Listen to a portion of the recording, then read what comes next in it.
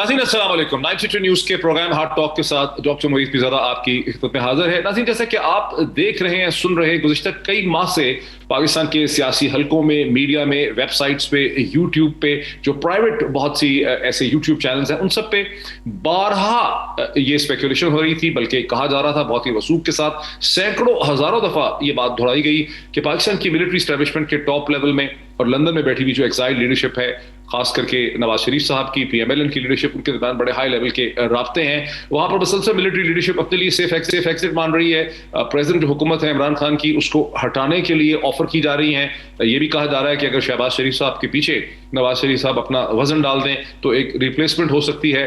मईशत को ठीक करना है, इस नालायक हुकूमत को हटाना है। यहां तक तो बात गुज़िश्ता चंद माह से हो ही रही थी, लेकिन दिसंबर के महीने में तो पाकिस्तान के एक्स प्रेसिडेंट आसिफ अली जरदारी साहब ने, पाकिस्तान पीपल्स पार्टी की को चेयरपर्सन ने तो इंतहा ही कर दी, जब उन्होंने बाकायदा फॉर्मली ये कह डाला कि मुझसे हमें ऑफर्स हो रही हैं, हमसे मदद मांगी जा रही है कि भाई इस आदमी को हटाओ, और हमने इनको कहा है कि पहले इस निजाम को तब्दील करें, इसको हटाएं, फिर हमसे बात होगी। मैं सबसे पहले आपको 20 दिसंबर 2021 का एक्स प्रेसिडेंट आसिफ अली जरदारी साहब टुकड़ा सुनाता हूं, उसके बाद बात करते हैं। अब ये आलम है कि वो फरमाते हैं कि आप आके मदद करें, हम कोई तरीका बनाएं, कोई फार्मूला बनाएं। मैंने कहा सर फार्मूला वार्मूला कोई नहीं है, तुम लोग के फार्मूले बना बना के मुल्क का तुमने ये खाना खराब किया है। अब सवाल सीधा सीधा है कि इसकी करो छुट्टी, फिर करो हमसे बात, फिर करेंगे, हम संभालेंगे। बिल्कुल पाकिस्तान संभाल सकते हैं, पाकिस्तान पीपल्स पार्टी पाकिस्तान संभाल सकती है, संभालती रही है, और जब भी मुसीबत आई है पाकिस्तान पे तो हमेशा पीपल्स पार्टी ने संभाला है। नाज़रीन, जैसा कि आप आसिफ अली जरदारी साहब की स्टेटमेंट से, जो एक प्रेस टॉक है, उससे अंदाजा लगा सकते हैं कि बात इस हद तक पहुंच गई कि आसिफ अली जरदारी साहब ने तो यही क्या डाला। बाकी लोग तो स्पेकुलेशंस कर रहे थे, अंदाजे लगा रहे थे, जुबानी तरीके से बात कर रहे थे, टेढ़े तरीके से बात कर रहे थे। आसिफ अली जरदारी साहब ने तो सीधा सीधा कह दिया कि हमें कहा जा रहा है कि मदद करें, लेकिन हमने कह दिया कि पहले इनको हटाओ, उसके बाद है, और किसी फॉर्मूले को हम तस्लीम नहीं करते। ये सूरत हाल यहां तक पहुंची कि पाकिस्तान की मिलिट्री एस्टेब्लिशमेंट जो इस किस्म की सियासी जो चहमगोइयां होती हैं, सियासी बयानात होते हैं, उसका जवाब नहीं दिया रहा था। ये रवायत, लेकिन अब पाकिस्तान के director general inter services intelligence, जो पाकिस्तान की मिलिट्री को रिप्रेजेंट करते हैं, उसके बिहाफ पे ऑफिशियली बोलते हैं, परमिशन के साथ बोलते हैं, अप्रूवल के साथ बोलते हैं। उन्होंने बाकायदा एक प्रेस ब्रीफिंग में ये कहा कि ये सब बातें, इसकी कोई हकीकत नहीं है। जो आपसे ऐसी बात करता है उससे पूछें कि इसका सया को सवाक बताएं किससे ये बात हुई है, कब हुई है, किस हवाले से हुई है, क्या मतलब है इसका। जरा सुने director general inter services public relation क्या कहना है उनका। कुछ अरसे से पाकिस्तान के मुख्तलिफ इदारों के खिलाफ एक मुनज़्ज़म मुहिम चलाई जा रही पाकिस्तान में, और पाकिस्तान से बाहर बैठे वो लोग जो हाफ ट्रूथ्स, फेक न्यूज़ और मन घड़त झूठे प्रोपेगेंडे से इदारों और शख्सियात को निशाना बनाकर पाकिस्तान को नुकसान पहुंचाने की कोशिशों में हमतन मसरूफ़ हैं। ये लोग पहले भी नाकाम हुए थे और आइंदा भी नाकाम होंगे इंशाल्लाह। स्पेकुलेशंस हैं, कयास आ रही हैं, जिनमें से जिसको मैं बेस्ड स्पेकुलेशन कहूँगा कि कौन कर रहा है डील, क्या है उसके मुहर्रकात, क्या है उसकी, मतलब व्हाट इज द एविडेंस कि कोई डील कर रहा है। ऐसी कोई चीज़ नहीं है, और अगर कोई ऐसी बात करता है तो मैं आपसे सिर्फ ये रिक्वेस्ट करूंगा कि उसकी डिटेल भी उनसे ज़रूर मांगें, ज़रूर पूछें उनसे कि जी क्या आपके पास क्या है उसके बारे में। This is all absolutely baseless speculation, and इसको जितना कम इस पे बहस की जाए, जितना कम डिस्कस किया जाए, उतना हमारे मुल्क में फायदे में बेहतर है। आप सुन रहे थे director general public services, inter services public relation, director general Babar Iftikhar को, जो कैटेगोरिकली कहते हैं कि ये सब स्पेकुलेशंस हैं, ये मन घड़त बातें हैं।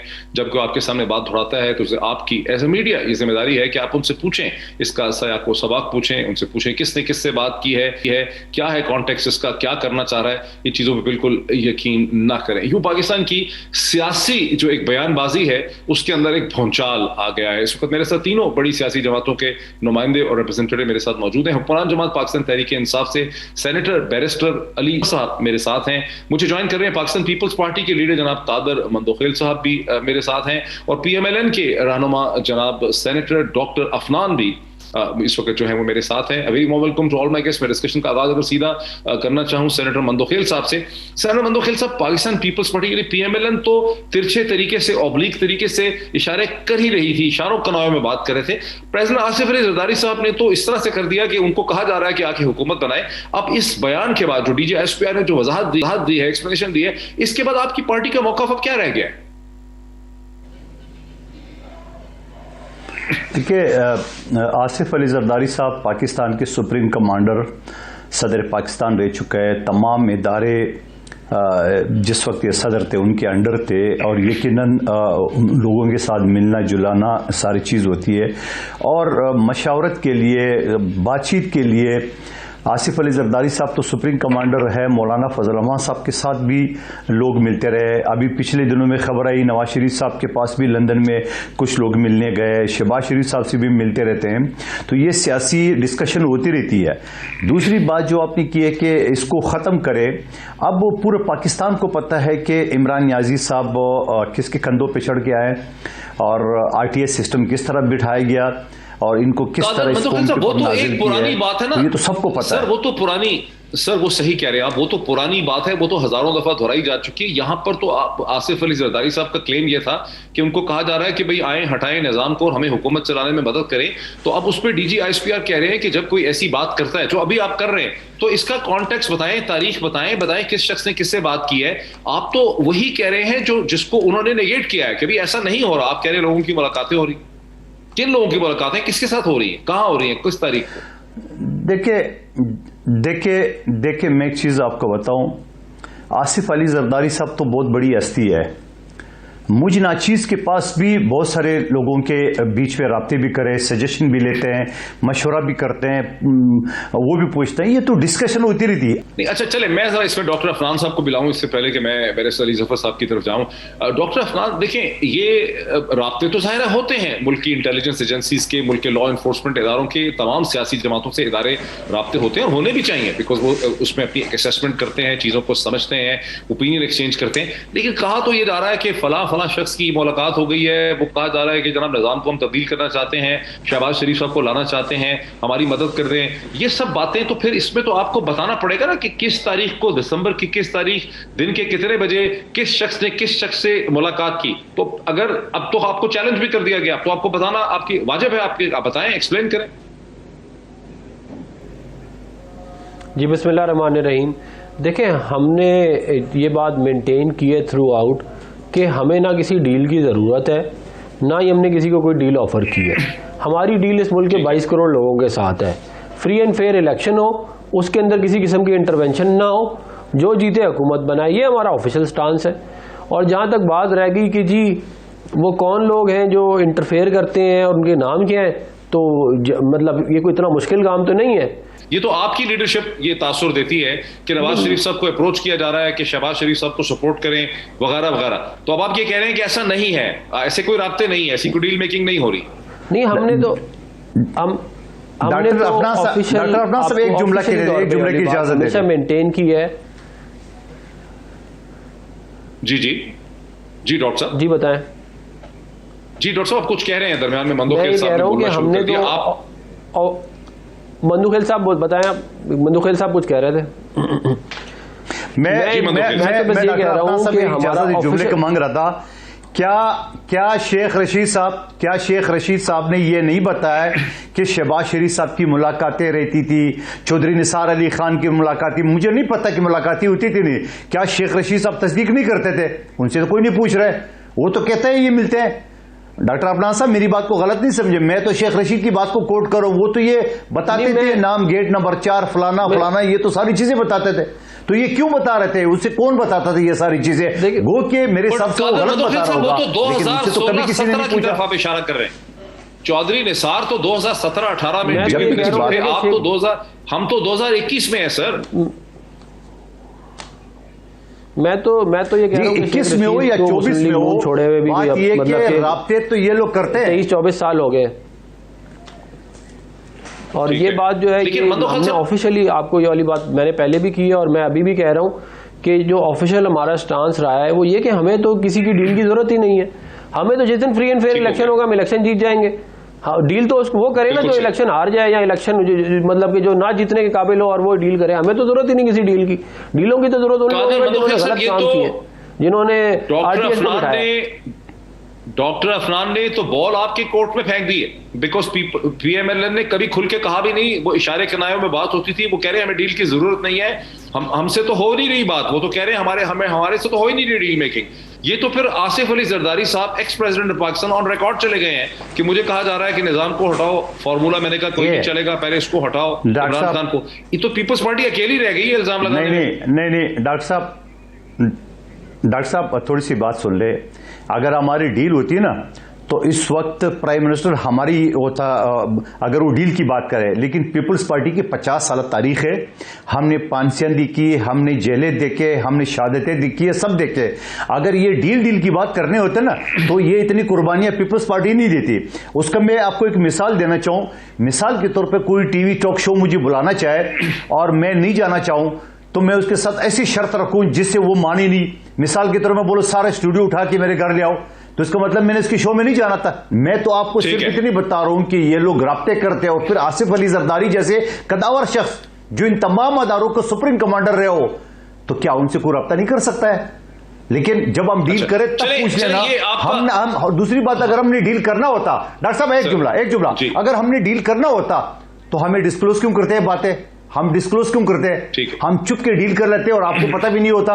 हमने तो डिस्क्लोज कि हमने कोई डील भी नहीं करना है। हमने आसिफ अली जरदारी साहब ने तो बड़ा कैटेगोरिकली कहा, लेकिन अब कादर मंदोखेल साहब कह रहे हैं कि ऐसा नहीं था। यही मुझे समझ आ रही है बैरिस्टर अली जफर साहब। लेकिन कादर मंदोखेल की एक बात में वजन है कि आपके अपने इंटीरियर मिनिस्टर जो हैं शेख रशीद साहब, उनके मुंह पे कोई लगाम नहीं है, कोई ताला नहीं है। जो चाहते हैं वो कहते हैं, वो मुसलसल ऐसी बातें करते हैं, gate number 4, military establishment and so on. इस पे आपका क्या है रद्द अमल? देखें, शेख रशीद साहब से आपको पूछना चाहिए कि उनका क्या मतलब है, लेकिन वो कई बार डिटेल्स में बात करते हैं, तो हो सकता है उनका कोई मकसद कुछ और हो और मुहावरतन उन्होंने कुछ और कहा हो। लेकिन जहाँ तक हकीकत है वो हकीकत तो बड़ी क्लियर है। और मेरा ख्याल है आपने ये जो बात कर रहे हैं आप आसिफ अली जरदारी साहब की, उसका जवाब ISPR ने बड़ा डायरेक्ट और स्ट्रेट दिया है और यही कहा है कि अगर पहली बात तो ऐसी बात कोई नहीं, किसी किस्म की किसी के साथ मुशावरत नहीं हो रही, और अगर किसी ने अप्रोच किया है या किसी से बात चल रही है या किसी ने बात की है तो उसका फिर नाम लें, उसकी डिटेल्स दें। ये जब एक जनरल बात की जाती है और एक र्यूमर को आगे चलाया जाता है तो फिर उसकी जवाब देना भी मुश्किल हो जाता है, क्योंकि आपके पास स्पेसिफिक्स नहीं है। जवाब सिर्फ उस चीज़ का दिया जाता है जो एक स्पेसिफिक एलिगेशन हो, एक इल्ज़ाम हो, उसकी डिटेल हो, तो फिर आप उसको डिनाई कर सकते हैं या उसको एडमिट कर सकते हैं।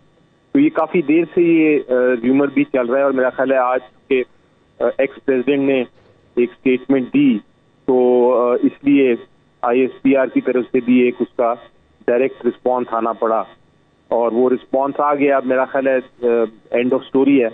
इसके बाद किसने क्या कहा या अगर किसी ने एक बयान इससे पहले दिया हुआ था तो वो सारी जो र्यूमर है वो खत्म हो गई, जबकि जिसके बारे में कहा जा रहा है उसने ही आके डिनाई कर दिया। मुसलसल ये जो खबरें आ रही थी, क्या ये वजह है कि ISPR को एक्सप्लेन करना पड़ गया? Your break before the break? जी बिल्कुल, मेरा ख्याल है यही वजह। और स्पेशली आज जो जरदारी साहब की तरफ से स्टेटमेंट भी आई उसके बाद मेरा ख्याल है जरूरी था ये बयान, और बार बार ये इसके ऊपर तबसरे भी हो रहे थे, इस पे स्टेटमेंट्स भी आ रही थी। कोई कह रहा था हमारे से बात हो रही है, कोई कह रहा है सेकंड एक हमें भी ऑप्शन दी जा रही है। तो ये जो सारी पॉलिटिकल टॉक और उसमें एक तरह से आर्म्ड फोर्सेस को लाया जा रहा था in the centre of discussion, वो उस क्लैरिफिकेशन के लिए या उसको एक तरह खत्म करने के लिए ये स्टेटमेंट मेरा ख्याल है जरूरी थी। बहुत शुक्रिया। मैं एक ब्रेक ले लूं। यानी पाकिस्तान की सियासत का बयानिया चल रहा था गुज़िश्ता चंद माह का, जिसने बड़ी शिद्दत इख्तियार की दिसंबर में, उसको आज इंटर सर्विसेज पब्लिक रिलेशन ने उस पर एक बहुत बड़ा सुराख कर दिया है। एक ब्रेक लेते हैं, ब्रेक के बाद डिस्कशन को आगे बढ़ाते हैं। नाज़रीन वेलकम बैक। नाज़रीन अब से पहले आपने देखा कि कैसे पाकिस्तानी सियासत का जो बयानिया गुज़िश्ता चंद माह से चल रहा था। अभी एक और इशू की तरफ चलते हैं जहां पे इलेक्शन कमिश्नर पाकिस्तान की एक रिपोर्ट की तरफ मसलसल चहमगोइयां हो रही थी, उस पर बहस हो रही थी कि कैसे उस रिपोर्ट में बहुत ही डैमेजिंग फैक्ट्स जो हैं तो सामने आए हैं तहरीक इंसाफ की फॉरेन फंडिंग के हवाले से। उस हवाले से इंफॉर्मेशन मिनिस्टर जनाब फवाद चौधरी साहब का एक दिन पहले क्या कहना है, उसे सुन लेते हैं। हम अल्लाह का शुक्र अदा करते हैं कि एक बार फिर अल्लाह ताला ने पाकिस्तान तहरीक इंसाफ को सुरखरू किया। इनका ख्याल था कि पता नहीं क्या उससे वो निकाल लेंगे, ये भी मामला जो है वो टाइम फिश हो गया। स्टेट बैंक जिससे ये रिपोर्ट ली गई, ये इलेक्शनों से पहले की रिपोर्ट है और PMLN की हुकूमत के दौरान की रिपोर्ट है। फॉरेन फंडिंग का कोई सवाल ही इसमें पैदा जो है वो नहीं हुआ। लोगों के सामने एक कंपैरिजन रखने के लिए पीपल्स पार्टी और PMLN के अकाउंट्स की भी साथ ही स्क्रूटनी होनी चाहिए। जी, PMLN के लीडर डॉक्टर अफनान साहब की तरफ चलते हैं। डॉक्टर साहब, आपने सुना फवाद चौधरी साहब को, इंफॉर्मेशन मिनिस्टर की एक्सप्लेनेशन को। वो समझते हैं कि जो इल्जामात लगाए गए फॉरेन फंडिंग के हवाले से वो टाइम फिश हो चुके हैं। इस पे क्या रद्द अमल है आपका? देखिए, मैं फवाद चौधरी साहब अब मुलाजमत कर रहे हैं बेचारे, वो अपनी ज़ाहिर उन्होंने नौकरी करनी है। वो नौकरी, उनकी जो जॉब डिस्क्रिप्शन ये है कि सुबह शाम झूठ बोलो। मतलब कि अगर वो रिपोर्ट कोई बंदा पढ़ ले तो उसको वैसे ही पता चल जाएगा। मिसाल के तौर पे उस रिपोर्ट में लिखा हुआ है कि फंडिंग प्रोहिबिटेड सोर्सेज से ली गई है, इलीगल फंडिंग हुई है, कंसीलमेंट ऑफ अकाउंट्स हुआ है, फंड्स जो है वो ये सारे पाकिस्तान को बोलते थे, सब पे इल्जाम लगाते थे। छाबड़े वाला, चाय वाला, पापड़ वाला, अपने छाबड़े और चाय और पापड़ वाले निकल आए हैं, क्या कहते हैं उस इलीगल फंडिंग के अंदर। इनके ऑफिस का जो टी बॉय है उसके अकाउंट में पैसे आए हैं। फिर इन्होंने फेक सर्टिफिकेट दिया है। लेकिन डॉक्टर साहब वो कह रहे हैं कि ये रिपोर्ट ही पुरानी है। इमरान खान साहब कह रहे हैं रिपोर्ट ही पुरानी है।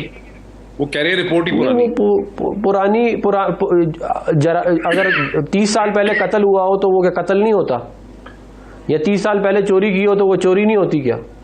चोरी तो चोरी है भाई। बात ये है कि आपने 53 अकाउंट छुपाए, आपने मिलियंस ऑफ डॉलर की इलीगल फंडिंग जिन पे फेक नाम है, ये बात की जा रही है कि ये यहूदियों की और इंडियन नेशनल्स की क्या कहते हैं थ्रू फंडिंग कराई गई है। और मैं नहीं कह रहा, अकबर एस बाबर ये कह रहे हैं जो इनके बानी रुकन थे PTI के, कि ये बुनियादी तौर पे फ्रंट पे इमरान खान है, पीछे कंट्रोल कोई और कर रहा है सारा मामला, जो पैसे दे रहा है। और एक वो बूटन लिमिटेड कंपनी है जिसने $2.5 मिलियन दिए हैं, उसका पूछ रहे हैं इनसे कि कहाँ से आए, क्या है, उसका कोई जवाब ही नहीं है। तो अरबों रुपए की इलीगल फंडिंग आई है पाकिस्तान के अंदर PTI को जिताने के लिए इलेक्शन, और हमारे पूरे पाकिस्तान को गालियां देने के लिए फंडिंग दी गई है। अब हम ये पूछ रहे हैं कि भाई अब आप पकड़े गए, आपकी चोरी भी पकड़ी गई है, आपकी इलीगल फंड्स भी पकड़े गए हैं। पाकिस्तान का कानून इस बात की इजाजत देता ही नहीं है कि आप फॉरेन नेशनल से फंड लें। पाकिस्तान का कानून इस बात की इजाजत ही नहीं देता कि आप इस तरह फंडिंग उठाएं बाहर से और ला के मुल्क के अंदर आप जो है वो हुकूमतें बनाएं। इन्होंने पाकिस्तान के कानून की भी धज्जियां उड़ाई हैं, इन्होंने इलीगल फंड भी लिए हैं, और अब जब ये पकड़े गए तो कह रहे हैं टाइम फिश। तो बस फिर ठीक है, क्या कहते हैं, ये जो देखिए ना, जो इलेक्शन कमीशन है उन्होंने रिपोर्ट रिलीज की इसलिए ताकि अवाम देख ले और अवाम फैसला भी कर ले कि एक्चुअली इस मुल्क में हो क्या रहा है।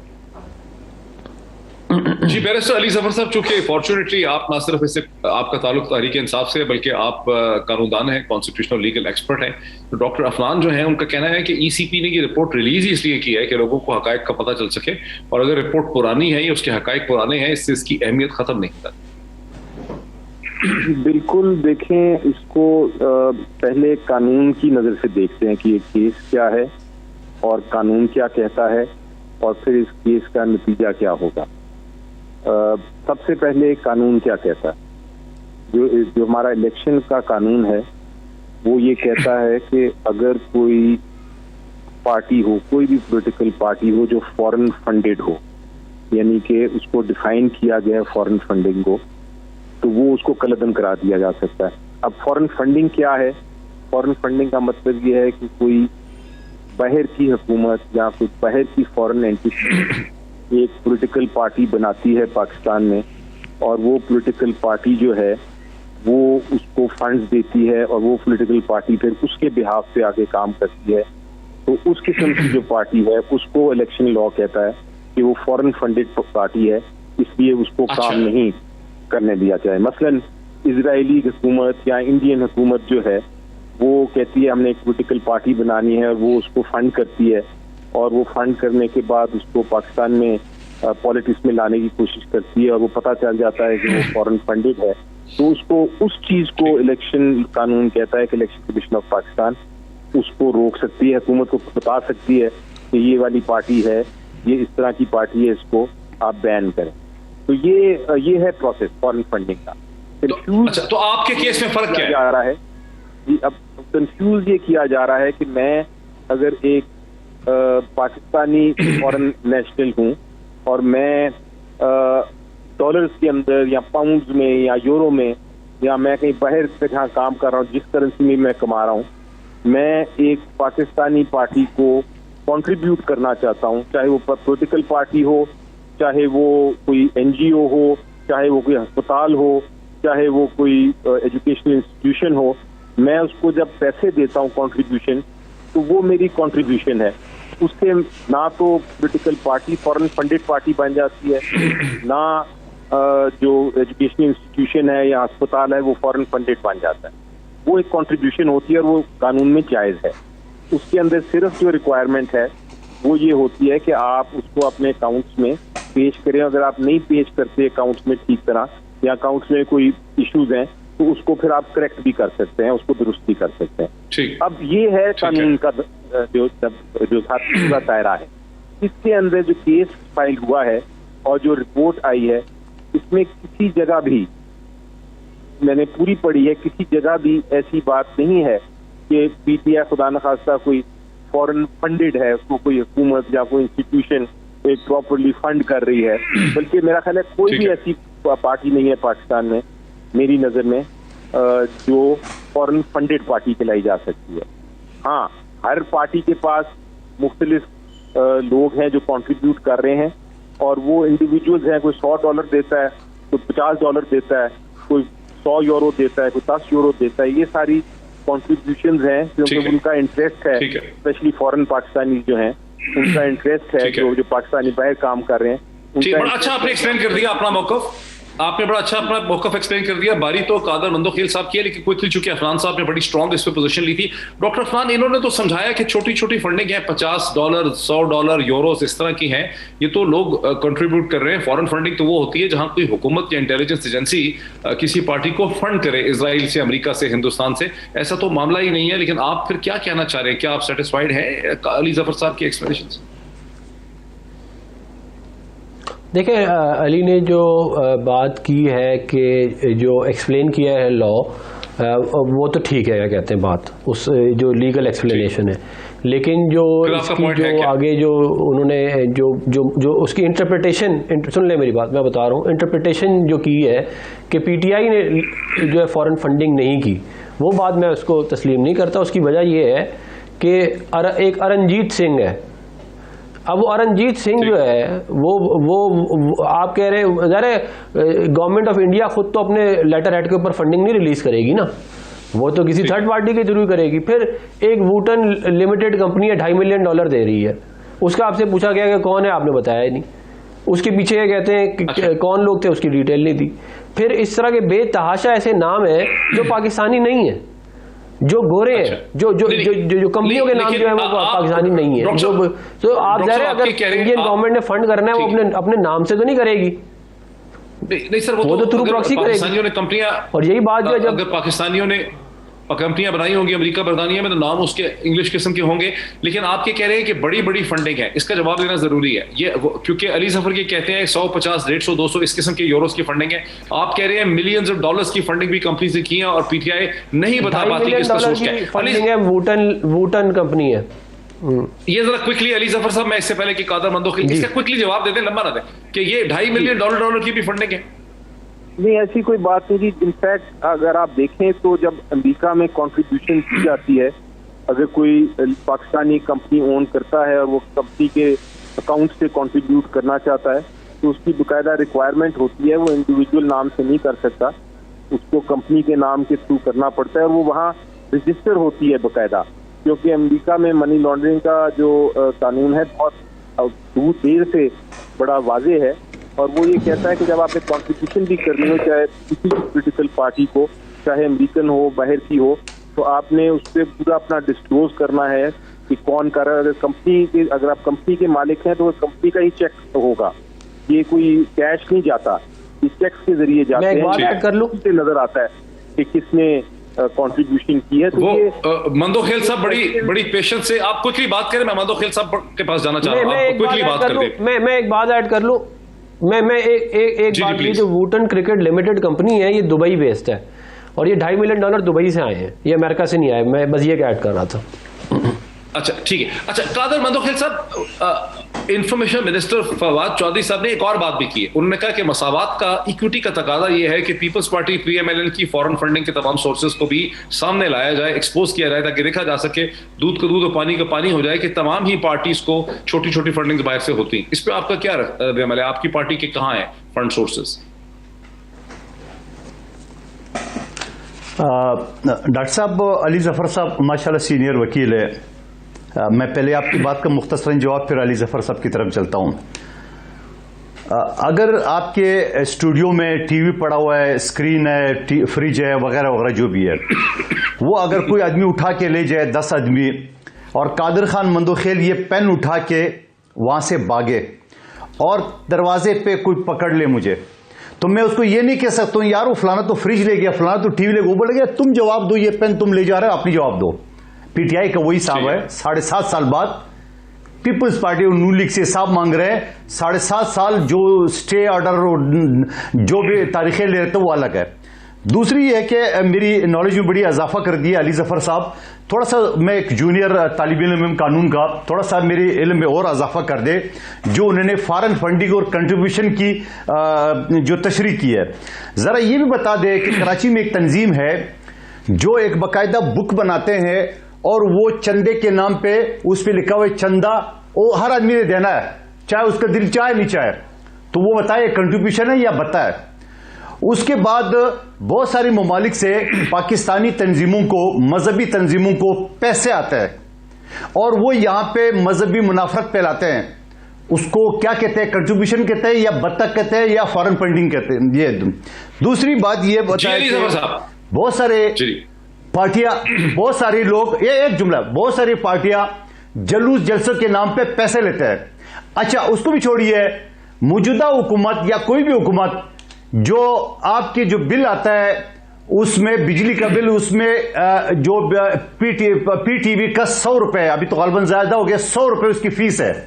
अब वो 100 रुपए हर आदमी के बिल में आता है, चाहे वो टीवी देखे नहीं देखे, चाहे वो टीवी देखे नहीं देखे। तो अब मुझे बताओ इसको क्या कहूंगा, कंट्रीब्यूशन कहूंगा, बत्ता कहूंगा, फंडिंग कहूंगा, क्या कहूंगा? ये सारी चीजें इनके सामने जरा बता दें। ये एक और तरफ निकल गई। जी अली जफर साहब, ये थोड़ी सी उन्होंने एक डिफरेंट आर्गुमेंट इख्तियार कर लिया है, लेकिन इसमें आपका रद्द-ए-अमल वो पॉइंटेडली चाहते हैं कि आप एक्सप्लेन करें। वो मैं उसका एक्सप्लेन करता हूँ। उनके पॉइंट्स बिल्कुल बहुत वाज़ेह और अच्छे पॉइंट्स हैं कि हर कॉन्ट्रीब्यूशन मुख्तलिफ तरीके से देखी जाती है अपने अपने कानून के तहत।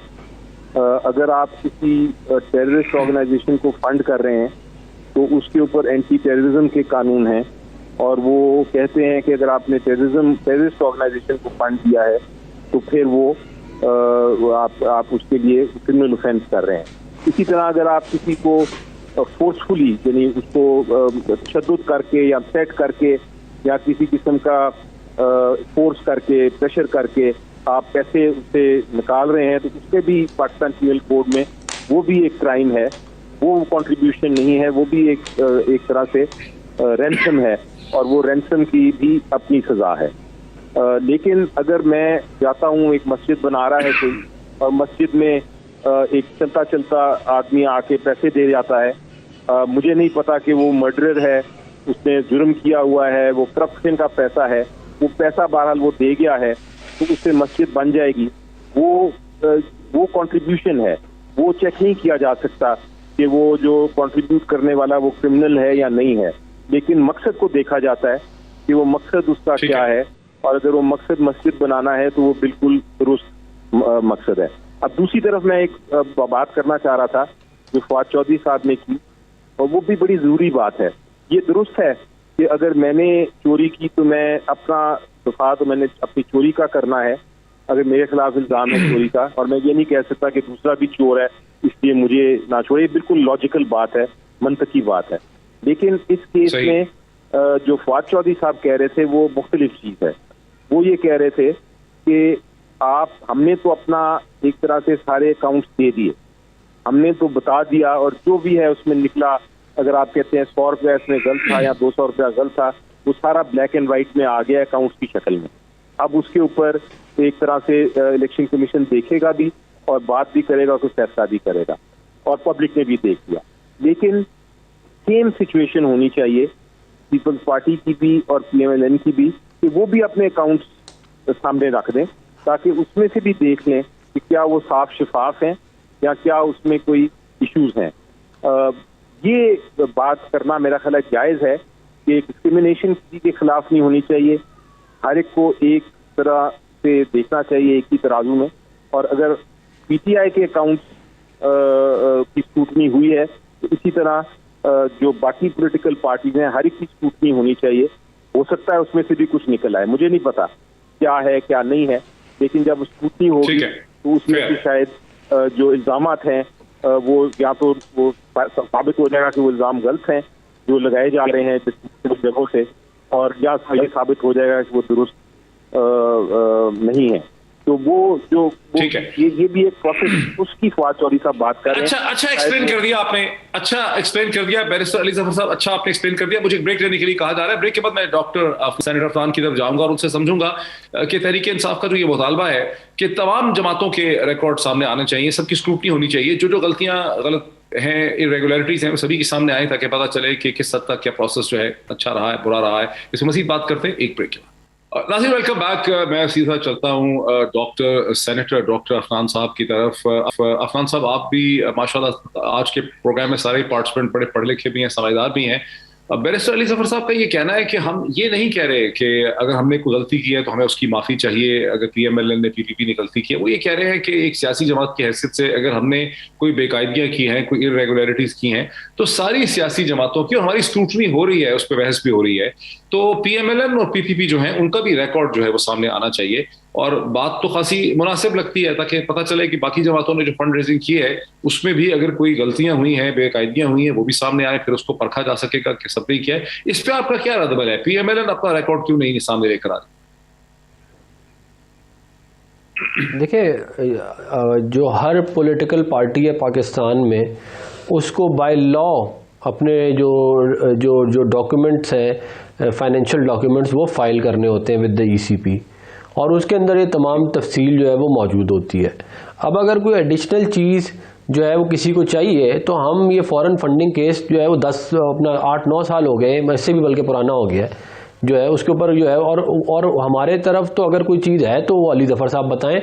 मतलब हमारा जो है वो कोई बानी रुकन अगर उठ के ये कह दे कि जी PMLN जो है वो यहूदियों से फंडिंग लेती है, तो फिर तो कुछ समझ में आता है। हमारी तो कोई इस तरह की चीज़ ही नहीं है। ये तो अब बुनियादी तौर पर बात ये है कि अगर क्योंकि इनकी एक चीज़ पकड़ी गई है तो अब ये आवाम की तवज्जो हटाने के लिए जो है वो दूसरों की तरफ फिंगर पॉइंटिंग कर रहे हैं, और इसके अलावा और कोई बात नहीं है।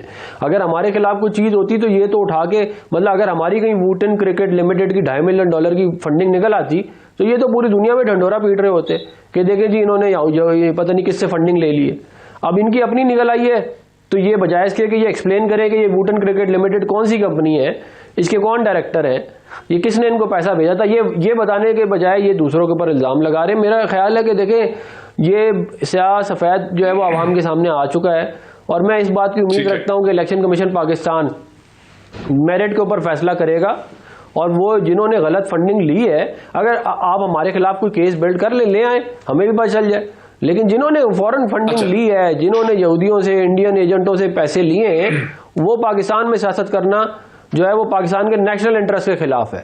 उनको अलाउ ही नहीं किया जा सकता कि इस तरह, तो फिर हर कोई बाहर जाएगा, चंद अरब रुपए इकट्ठे करेगा और पाकिस्तान में लाके बाकी सारे सरों को कहेगा तुम चोर हो, मैं ईमानदार हूँ, मुझे वजीर आजम बना दो। ये तो फिर तो एक नया काम शुरू हो जाएगा। और ये मैं आपको बताऊं, ये जो मैं अकबर एस बाबर साहब को दोबारा कोट करता हूँ, वो ये कह रहे हैं ये तो कुछ है ही नहीं, this is just the tip of the iceberg. इसके अंदर और बहुत सारी इलीगल एक्टिविटीज इन्वॉल्व है, इसके अंदर बहुत सारा ब्लैक मनी इन्वॉल्व है। तो ये जो है ये तो अभी मजीद इसके अंदर और तफ्तीश होनी है। बहुत सारे ऐसे सवालात हैं जिनके जवाब अभी तक PTI ने दिए ही नहीं है। उनके जब जवाब आएंगे तो फिर पता चलेगा कि मामला कहाँ से पैसा आया था। अच्छा, जरा बैरिस्टर अली जफर, आप इस मुल्क के मुमताज कानूनदान हैं, आपकी एक पेडिग्री है, एक हिस्ट्री है, आप सेनेटर भी हैं, सेनेटर अफगान की बात से तो मुझे ऐसा समझ आ रहा है कि वो कह रहे हैं कि पीएमएल ने अपने तमाम जो फॉरेन फंडिंग है, जो एक्सटर्नल फंडिंग होती है, उसके तमाम रिकॉर्ड्स जमा करवा दिए हुए हैं। उनकी गालिबन स्क्रूटनी जो होनी चाहिए थी वो हो चुकी है। तो जब आप ये कहते हैं और जब इंफॉर्मेशन मिनिस्ट्री ये कहते हैं कि पीएमएल, पीपीपी और बाकी जमातों के भी रिकॉर्ड्स की, फाइनेंशियल डेटा की स्क्रूटनी होनी चाहिए, तो आप क्या कह रहे हैं? क्योंकि आपने सेनेटर अफगान को तो सुना, वो तो कह रहे हैं हमारे रिकॉर्ड्स हैं, विजिबल है, अवेलेबल है। दो बातें हैं इसमें जो मैं मुख्तसर कर दूं। पहली बात तो ये है कि जब एक प्रोसेस है कानून में, बिल्कुल दुरुस्त फरमा रहे हैं कि हर पॉलिटिकल पार्टी ने अपने रिकॉर्ड जो हैं, अकाउंट्स जो हैं, statement of accounts, certificate signed by the head of the party, वो आपको दाखिल करने होते हैं। लेकिन वो एक प्रोसीजर है। जिस तरह के आप अपना टैक्स रिटर्न जब फाइल करें तो आप फाइल कर देते हैं अपना अकाउंट। अब उसके बाद वो अकाउंट्स जो हैं वो एक्चुअली सीक्रेट अकाउंट्स हैं, क्योंकि वो अकाउंट सिर्फ इलेक्शन कमीशन ऑफ पाकिस्तान के पास है। जो दरखास्तें दी गई हैं इस केस में पीटीआई की तरफ से, वो ये दरखास्तें हैं कि हमारे मुताबिक ABC जो भी इल्जाम उस एप्लीकेशन में लगाए हैं, उनकी डिटेल में मैं अभी नहीं जाता बिकॉज टाइम लगेगा, लेकिन ABC जो इल्जाम लगाए हैं वो उन स्टेटमेंट ऑफ अकाउंट से हमें नजर आएंगे अगर आप स्टेटमेंट ऑफ अकाउंट पब्लिक कर दें। तो वो ये क्वेश्चन है कि पहले पब्लिक होंगे वो अकाउंट और फिर उसमें से देखा जाएगा कि ये इल्जाम हैं ये दुरुस्त हैं कि। यही पोजीशन यहाँ पीटीआई के केस में हुई कि जिन्होंने भी फाइल की एप्लीकेशन, उन्होंने यही कहा कि ये अकाउंट्स में ये हमें ये इल्जाम हैं और ये अकाउंट्स की स्क्रूटनी की जाए और अकाउंट्स की स्क्रूटनी, डिटेल स्क्रूटनी के बाद सामने एक रिपोर्ट आए। तो हम भी ये कह रहे हैं, आप ये कह रहे हैं कि जिस किस्म की स्क्रूटनी पीटीआई की हुई है, उस किस्म की लीगल स्क्रूटनी, अकाउंटिंग स्क्रूटनी जो है वो पीएमएलएन और पीपीपी के रिकॉर्ड्स की नहीं हुई है, वो आप कह रहे हैं कि होनी चाहिए। बिल्कुल, क्योंकि बड़ा फर्क है एक रिटर्न फाइल करने में और एक उसकी स्क्रूटनी करने में। क्योंकि स्क्रूटनी में फिर आप डिटेल्स देखते हैं, अकाउंट फाइल करना तो कोई भी कर देता है। तो ये इससे पहले कि मैं ये चूंकि ये फिर सर मैं जवाब ले लूं, वक्त थोड़ा हो जाएगा। जी सेनेटर साहब, सेनेटर अफगान, ये बात थोड़ी सी मुख्तलिफ है। वो कह रहे हैं आपने फाइल किए हैं ना प्रोसेस में, लेकिन स्क्रूटनी नहीं हुई उसकी। मैं समझ गया हूँ। देखिए बात ये है कि मैं अपना रिटर्न फाइल करूँ, मैं कहूँ मेरी 50 लाख रुपए आमदनी हुई है और मैंने उसका 30% टैक्स दे दिया है, वो मेरे 50 लाख रुपए का हिसाब भी पूरा है, 30% टैक्स का भी पूरा है, तो इलेक्शन कमीशन मुझसे और आके क्या पूछेगा? मसला तो तब है ना जब आपके अकाउंट्स के अंदर वूटन क्रिकेट लिमिटेड निकल आए $2.5 मिलियन की, यहाँ आपके अकाउंट के अंदर जो है वो फॉरेन नेशनल के पैसे आए हुए हो। हमारे अकाउंटों में इस तरह की कोई चीज़ ही नहीं है। और मैं ये अवाम की तवज्जो हटाने का मामला है। आप अपना पूरा केस डिफेंड करें, आप ECP के पास जाएं जो भी आपको चाहिए, और आप कानूनी जो आपका रास्ते आप लें, हमने तो कभी नहीं रोका और हमारा कोई इस तरह का मामला है भी नहीं। ठीक है। कादर मंदोखेल साहब, पीपल्स पार्टी भी नहीं चाहती कि उसके रिकॉर्ड्स की स्क्रूटनी हो जिस लेवल की स्क्रूटनी पीटीआई की हुई है, आप भी समझते हैं कि आपकी नहीं होनी चाहिए? 100% होनी चाहिए, मगर मैं दोबारा बैठ कहता हूं टीवी टॉक शो की तरह अगर मैं किसी के बारे में बोलूं कि फलाना चोर है, वो बोले आप भी चोर है, तो ये वाली बात खत्म होनी चाहिए। मैंने आपको पेन का मिसाल सुना है, जब पेन किसी से पकड़ा जाए तो वो पेन वाला पहले हिसाब दे, वो नहीं करे मोहल्ले में फलाना भी चोर है, मोहल्ले में फलाना भी चोर है। नंबर एक बात। दूसरी बात, ये स्क्रूटी भी सही प्रॉपर नहीं हुई है डॉक्टर मुईद रजा साहब, मैं इससे भी इतफाक नहीं करता हूं। ये स्क्रूटी जो हुई है ये सिर्फ तहरीक इंसाफ की जो पार्टी की जो अकाउंट है, जो 53 ने छुपाया है। आपको पता है 2018 के इलेक्शन में मेरे साथ ANP के कैंडिडेट था, उसने वो फ्रेश अकाउंट के बजाय पुराना अकाउंट शो किए, वो बेचारा जो है पेपर रिजेक्ट हो गए उसके। सवाल तो पहले ये है कि 53 अकाउंट छुपाई गया है, एसेट्स में इसमें नहीं किया गया, इसकी अली जफर साहब खुद कानून की तशरीह करें कि वो उसकी क्या सजा होनी चाहिए और किस तरह वो पार्टी को डिलिस्ट करना चाहिए। नंबर 1 बात। नंबर 2 बात ये कि ये तो सिर्फ जो इनके तहरीक इंसाफ है उनकी जो उसकी जाती अकाउंट है, जाती अकाउंट का मैं आपको हवाला दे रहा हूं, हलीमा बीबी के अकाउंट में 70 अरब रुपए आ गए, उसका तो कोई कारोबार नहीं है। 25% FBR ने टैक्स लगा के उसको वाइट कर दिए, वो पैसे किसके? वो यही चोरी के पैसे थे, यही ज़कात फितवे के थे जो जाती अकाउंट बोला है। 70 अरब नहीं होंगे सर, 70 अरब नहीं होंगे, बहुत बड़ा फिगर है। 70 अरब और दूसरी बहन के अकाउंट में 40 अरब। ये तो आपकी टीवी, ये तो आपकी टीवी शो ने सब ने रिकॉर्ड किए। ये अभी चंद साल पहले बिहार में 25% वोट गाली जुर्माना लगा के अवॉइड किया। देखिए 70 अरब, देखिए वो सिलाई मशीन वाली बात जो डॉक्टर साहब सुन ले सब, ये जो सिलाई मशीन वाली जो बातें आ रही वो किस बात पे आ रही थी कि जब इनकी बहनों का कोई कारोबार नहीं है तो सिलाई मशीन से तो पैसा तो नहीं है, तो आपकी मीडिया शो कर रहे थे। नंबर एक बात, मैं आपकी तवज्जो से मुतालबा कर रहा हूं कि तहरीक इंसाफ के इमरान नियाजी साहब के खानदान वालों उनके जाती अकाउंट चेक किए जाए, वहां खरबों रुपए आए होंगे। अच्छा, ये बात ठीक है, बात में आपकी वजन है, लेकिन ये फिगर्स मुझे अजीब से लग रहे हैं और बिजनेस तो वो करती थी। अली जफर साहब 1 मिनट है मेरा ख्याल है, ज्यादा जवाब दे दें। ये 70 अरब 40 अरब की क्या कहानी सर, मैंने तो नहीं कभी सुनी। जी मैं पहली बार सुन रहा हूँ 70 अरब और 40 अरब के फिगर्स।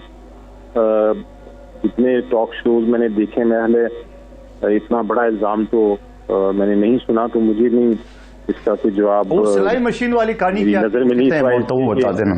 ये शायद सुनी सुनाई बात है और वो कर भी शायद कर दी हो, इन्होंने सुना हो और उसको फिर दोहरा रहे हो, लेकिन कोई ऐसी मुझे कोई फैक्ट या फिगर्स या कोई रिकॉर्ड नहीं कभी मेरी नजर से गुजरा था। बहुत शुक्रिया, वक्त मेरा खत्म हो गया।